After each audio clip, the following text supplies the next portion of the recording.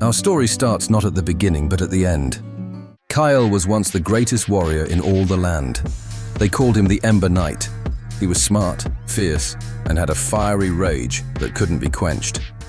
He chose to live in isolation, away from the town of Durnhold that he loved, so he could figure out how best to control his rage. He lived off the land while continuing to keep his weapons ready for battle. His skills stayed sharp by fighting off savage beasts that came to claim him. But none could. Meditation was a double-edged sword, calm and quiet, along with dreadful memories of his past. He was tortured by many deeds that he now regretted.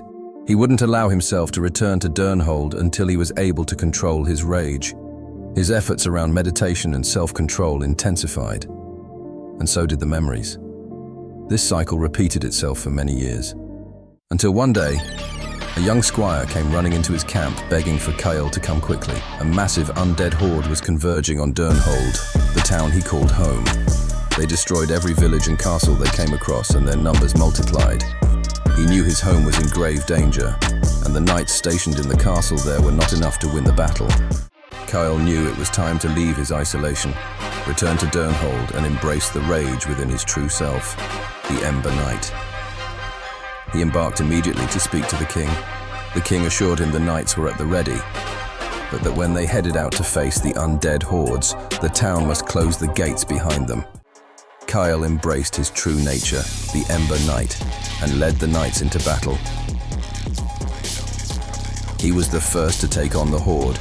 Kael and the knights struck down undead after undead, but he knew this was a losing battle. As his knights fell, the undead army grew. He knew the only way to end this for good was to take out their leader, a truly monstrous beast that towered above the battlefield. Kael unleashed his rage and fury, for he knew this was his reason for being. He fought the monster for what seemed an eternity, going back and forth. Finally, the beast was overcome with his injuries and fell.